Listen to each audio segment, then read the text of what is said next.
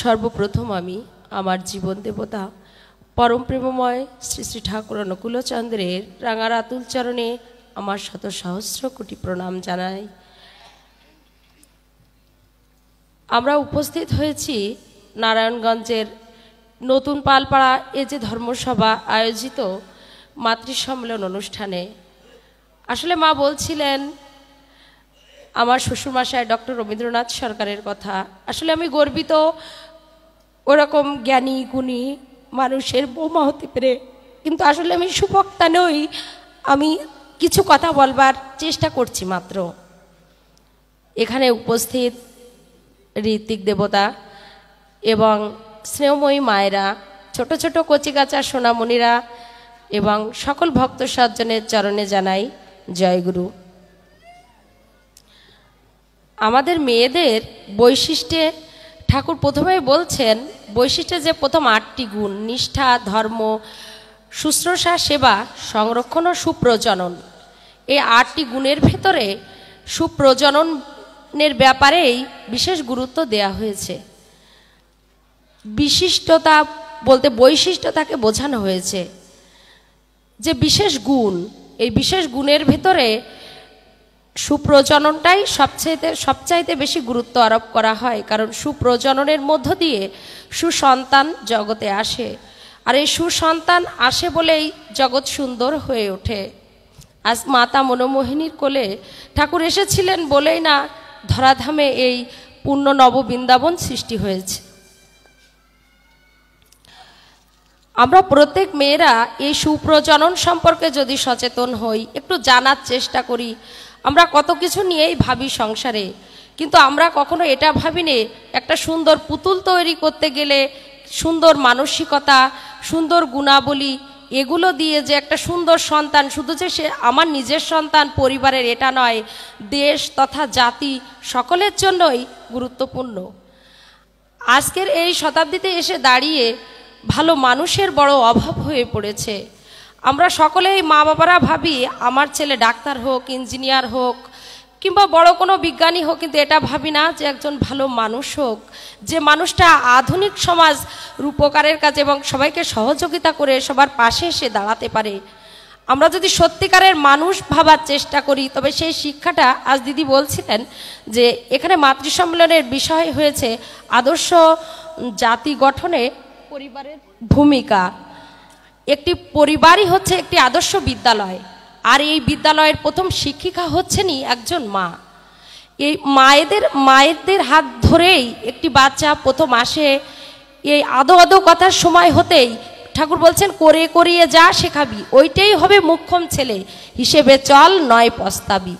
আমরা অন্যের ভালোটা দেখে যেমন বুঝি ওই ভালোটা আমার হলে ভালো হতো, কিন্তু আমরা ভাবি না ভালোটা আমরা কিভাবে করব। ওই বাচ্চাটার ভেতর আমরা ছোটবেলা থেকে যদি বাড়িতে, হয়তো এখন শীতের সময় প্রথম কমলা এসেছে, আমি যদি বলি দেখো চলো তো আগে একটা ঠাকুর ঘরে রেখে আসি, আমাদের নিজেদের কথা বলতে নেই তবু বলছি, আমাদের বাড়িতে পারিবারিকভাবে একটা রেওয়াজ আছে, যদি কেউ কখনো মিষ্টি কিংবা ফল বা বাড়িতেও কোনো নতুন কিছু হয়, সেটা বাচ্চাদের বলা লাগে না যে আগে ওই জিনিসটা ঠাকুর ঘরে রেখে এসো। ওরা ছোট থেকেই দেখেছে, ওই দাদুভাই যখন বাড়ি যেতেন এটা ওটা নিয়ে যেতেন, বলতেন আগে ঠাকুরকে দিয়ে এসো।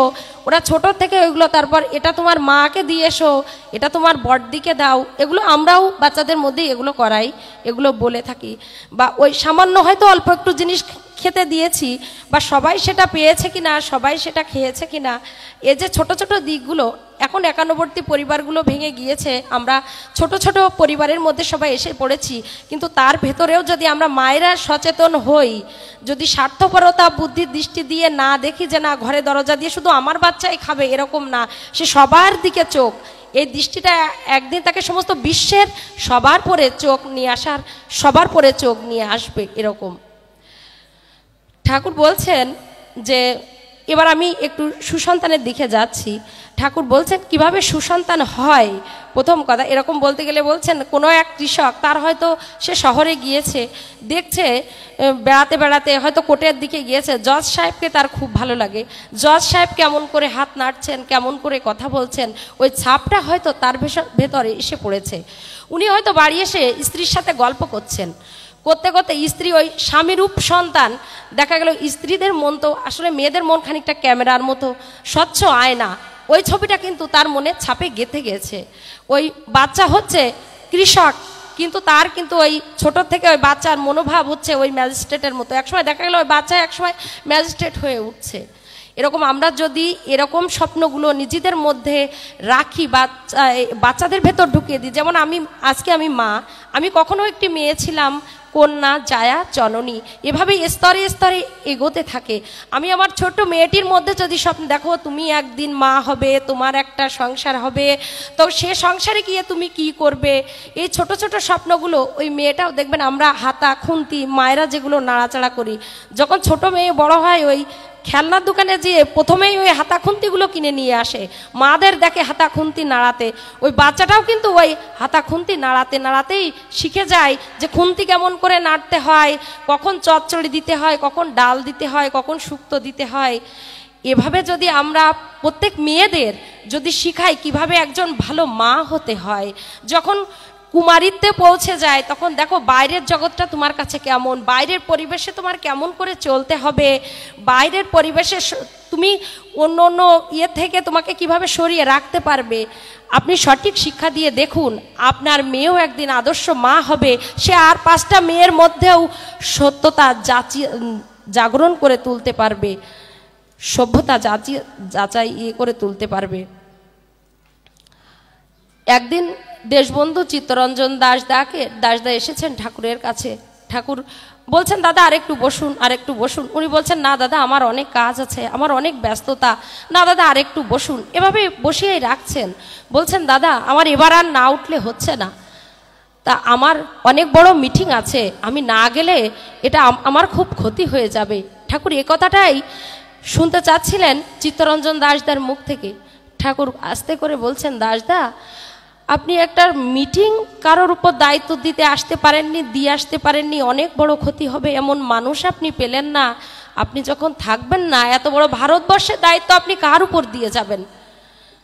তখন দাসদা ভাবছেন, বলছেন, ঠাকুর এটাই আমি ভাবছি, এই কথাটাই আমি ভেবে চলেছি, এটাই আমি আপনাকে বলতে চেয়েছি, এই ভারতবর্ষের দায়িত্ব আমি কাকে দিয়ে যাব? ঠাকুর বলছেন, দাসদা দীক্ষা, শিক্ষা, বিয়ে 3টি জিনিস ভালো করে দেয়া লাগে।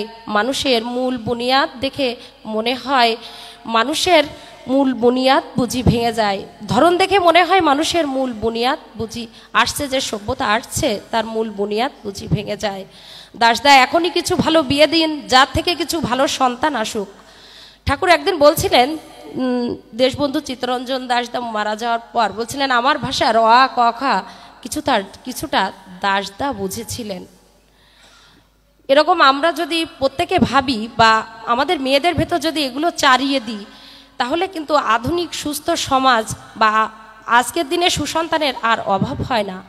দেখুন আমরা নিজেদের খুব এখন আধুনিকতার দিনে আমরা আসলে আধুনিকই মনে করছি, কিন্তু আসল আধুনিকতাটা কোন জায়গায় আমরা কি ভুলে যাচ্ছি না? আপনি এখান থেকে 100 বছর আগের কথা ভাবুন, বা 50-60 বছর আগে যখন রবীন্দ্রনাথ এসেছেন, নজরুল এসেছেন, দেশবন্ধু চিত্তরঞ্জন দাসদা এসেছেন, নেতাজি সুভাষচন্দ্র বসু, স্যার জগদীশ চন্দ্র, এরকম এক ঝাঁক মনীষীবৃন্দ এসে গেছেন। ওই সময়টায় কিন্তু মায়েদের ভেতর সতীত্বের একটা চর্চা ছিল। তখনকার দিনে যে মায়েরা সচরাচর বাইরে আসতেন না, আমরা ওটাকে অনেকেই আধুনিক যুগে কুসংস্কার বলে মনে করি, কিন্তু না, তখন কিন্তু স্বামীর প্রতি শ্রদ্ধা ভক্তি একটা সুন্দর একটা পরিবেশ ছিল। তারা হয়তো কীর্তনে শুনেছেন, রাত্রিতে ওই আলোচনা করতে করতে হয়তো সন্তান এসেছে, ওই সন্তান দেখা গেল ভবিষ্যতের আধুনিক সমাজের উপকার হয়ে উঠেছেন। এগুলো যদি আমরা এভাবে যদি ভেবে দেখি, আসলে আমরাও সমাজটাকে অনেকখানি এগিয়ে নিয়ে যেতে পারি। আমি প্রত্যেক মায়েদের উপর দৃষ্টি আকর্ষণ করে বলবো, আমাদের বোন, আমাদের মেয়েরা, আমরা যাতে ছোটবেলা থেকে এগুলো শিক্ষা দিই, বা এই যে আমরা একাডেমিক শিক্ষার পাশাপাশি, আমার মনে হয় একাডেমিক শিক্ষার চাইতে পারিবারিক শিক্ষাটা অনেক বেশি গুরুত্বপূর্ণ।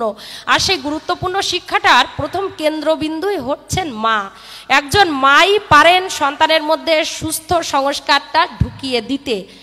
আমি আমাদের আশেপাশে অনেক মায়েদের দেখেছি, হয়তো অবস্থাপন্ন না, প্রচুর টাকা পয়সা আভিজাত্যের মধ্যে থাকে না, কিন্তু অল্পের মধ্য দিয়ে সভ্যভাবে স্বামীর সেই অল্প আয়টুকুনিক নিয়ে বাচ্চাদের ভেতর কিভাবে তারা সারাদিন পরেও ভাবেন যে না আমার স্বামী কত কষ্ট করে আসেন, তার উপর আমার এই সংসারটা কিভাবে চলে, আমার বাচ্চাদের যাতে সুন্দরভাবে মানুষ। আমি এরকম অনেক মায়েদের প্রতিনিয়ত দেখি, বা আমার সাথেও এরকম অনেক মারা আছেন, আমার সাথেও আছেন আর কি, যে এগুলো আমার খুবই ভালো লাগে। কিন্তু আমরা আভিজাত্যের মধ্যে যত ঢুকে যাচ্ছি তত আমরা সতীত্বকেই এড়িয়ে যাচ্ছি। আমরা এগুলো ভাবছি না যে আমরা আসলে কোথায় পিছিয়ে যাচ্ছি। আসলে একদিন সুভাষচন্দ্রর মাকে জিজ্ঞেস করেছিলেন, মা প্রভাবতী দেবীকে, যে আপনার এমন সুভাষচন্দ্রের মতন সন্তান কি করে হলো? উনি বলেছিলেন এগুলো সব ঠাকুরের ইচ্ছা, আমি জানি না, এগুলো ঠাকুরের জন্যই হয়েছে, ঠাকুরের অশেষ কৃপা। আসলে উনি ঠাকুরের বলাগুলিকে নিজের ভেতর নিয়েছিলেন, সেই অনুসরণের ফলেই ওনার সুভাষচন্দ্রের মতো সন্তান এসেছে। আসলে আমি হয়তো সময় অনেক নিয়ে ফেলছি, আমি সকল মায়েদের উপর দৃষ্টি আকর্ষণ করব যে আসলে কালকে এক দাদা বলছিলেন, রে হাউজারম্যান দা যখন আসছিলেন ঠাকুরের কাছে, উনি বলছিলেন ঠাকুর এই ভারতবর্ষের বুকে এরকম সুসন্তান কিভাবে জন্মগ্রহণ করে, কিভাবে আসে। তখন ঠাকুর বলছিলেন বেটে কুমুদকে ডেকে নিয়ে আয়। বেটে কুমুদ আসলেন, উনি রে হাউজারম্যান দাকে বললেন, দাদা আপনি এখানে কিভাবে এসেছেন? উনি বললেন আমি প্রথম এসে দমদম এয়ারপোর্টে নেমেছি, তারপর গাড়িতে করে শিয়ালদা স্টেশনে এসেছি, সেখান থেকে আমি ট্রেন ধরে দেওঘরে এসেছি। তা বলছেন দাদা এই যে প্ল্যাটফর্ম, আপনি যে প্রথমে এসে প্ল্যাটফর্মে নামলেন, এয়ারপোর্টে নামলেন, সেই এয়ারপোর্টের এখন অভাব। আপনাদের দেশে এয়ারপোর্টের অভাব। পাশ্চাত্য দেশগুলোর দিকে তাকালে একসময় সবাই ভারতবর্ষে ছুটে আসতো, ভারতবর্ষের মহামনীষীর দিক দিয়ে ছুটে আসতেন সবাই, যে ভারতবর্ষে কি আছে সেটা দেখবার জন্য। আমি প্রত্যেক মায়েদের দৃষ্টি আকর্ষণ করে বলবো, আসুন আমরা প্রত্যেক মায়েরা যেন সেই প্ল্যাটফর্ম হয়ে উঠতে পারি, সেই আবারও যেন এই ধরাধামে মনোমোহিনী দেবীর কোলে সেই আমার ঠাকুর আবার ফিরে আসুন। জয়গুরু সবাই।